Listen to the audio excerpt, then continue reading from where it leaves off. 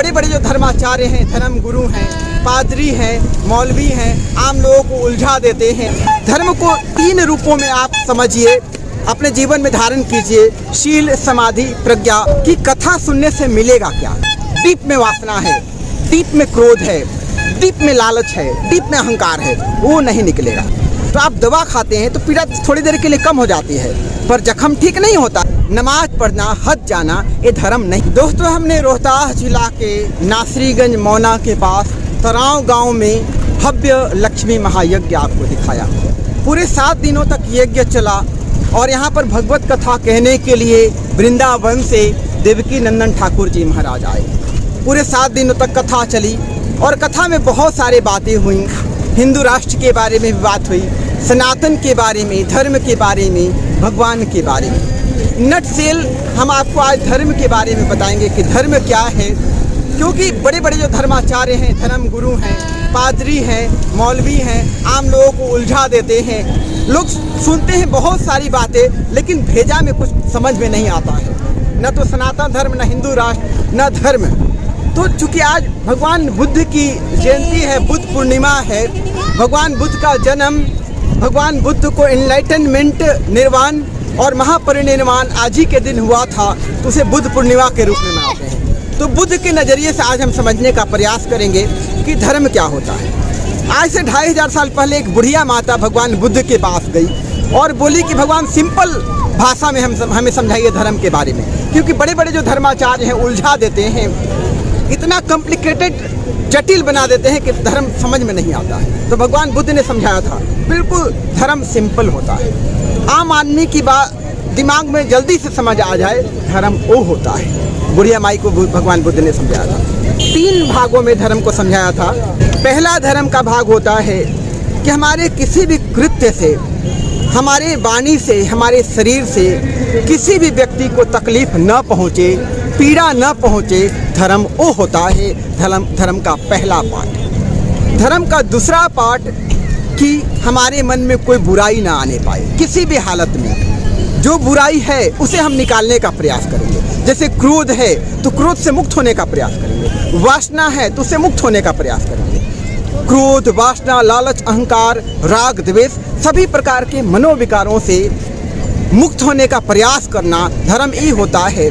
जो हमारे अंदर अच्छाई है उसे सहेज कर रखना, जो अच्छाई नहीं है, प्रेम, करुणा, शांति, सद्विचार, उनको अपने जीवन में लाना, अपने हृदय में धारण करना, धर्म ये होता है।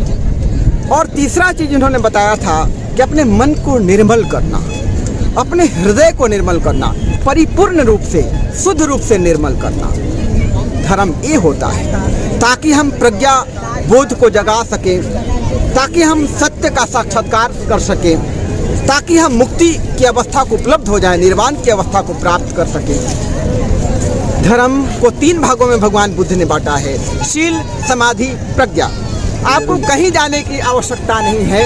धर्म को 3 रूपों में आप समझिए, अपने जीवन में धारण कीजिए। शील, समाधि, प्रज्ञा, जिसे 8 अंगों में भी बांटा गया है, अष्टांगिक मार्ग। धर्म ये होता है दोस्तों, इस बात को समझिए। और दूसरी बात आज हम आपको कहना चाहते हैं कि यहाँ पर कथा सुनने के लिए लाखों लोग आए, बहुत सारी बातें लोगों ने सुनी, पर हमें जब जो नज़र आया, बहुत कम ऐसे लोग थे जिन्होंने कथा सुनी, एक्चुअल में कथा सुनी, एक्चुअल में कथा के सार को उन्होंने अपने जीवन में धारण किया। उनका शरीर तो था कथा पंडाल में, लेकिन मन कहीं और था। एक्चुअल में उन्होंने कथा नहीं सुनी। चूँकि बहुत सारे लोग आ रहे हैं कथा सुनने के लिए, इसलिए वे आए। और जब आप कथा सुनने जाएं तो परिपूर्ण रूप से सुनने जाएं, अपने मन के सभी चिंताओं से मुक्त होकर के, अपने गृहस्थी को घर पर छोड़ करके आप कथा सुनने के लिए आए, तभी आप कुछ धारण कर पाएंगे। और तीसरी चीज़ हम आपको कहना चाहते हैं कि कथा सुनने से मिलेगा क्या। भगवत कथा आप सुनेंगे तो मिलेगा क्या, या सत्संग में जाएंगे तो आपको मिलेगा क्या।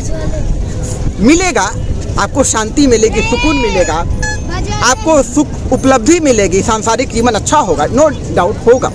लेकिन आपकी जो पीड़ा है, आपके अंदर वासना है, डीप में वासना है, डीप में क्रोध है, डीप में लालच है, डीप में अहंकार है, वो नहीं निकलेगा।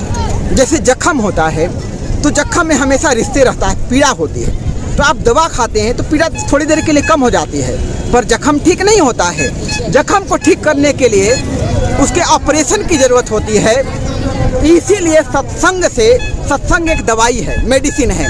यह भगवत कथा एक दवाई है। उससे आप पीड़ा आपकी थोड़ी शांत होगी, पर जख्म ठीक नहीं होगा। उसके लिए आपको भगवान बुद्ध के मार्ग पर जाना पड़ेगा, मन को वश में करना पड़ेगा, शील समाधि का पालन करना पड़ेगा, प्रज्ञा को जगाना पड़ेगा अपने अंदर। मन को वश में करते हुए अपने मन के बुराइयों से मुक्त होना पड़ेगा, होश में रहना पड़ेगा, ध्यान करना पड़ेगा। तब जा कर के बोध जगेगा, तब आपके अंदर की जो पीड़ा है, जो आपका जख्म है, वो ख़त्म होगा, समूल उसका नाश होगा। यही हम आज आपको बताना चाहते हैं। तो आप धर्म को समझिए, किसी के बहकावे में मत आइए। आप सत्य को समझिए, और ये सिर्फ हिंदुओं के लिए नहीं, मुसलमानों के लिए भी, वे भी सत्य को समझें। नमाज पढ़ना, हज जाना ये धर्म नहीं है, मजहब नहीं है। अपने मन के बुराइयों से मुक्त होना, इंसानियत के मार्ग पर चलना, धर्म ये होता है। ईमान को अपने जीवन में धारण करना धर्म ये होता है। इस बात को हम समझाने के लिए हमने अपना चैनल शुरू किया था।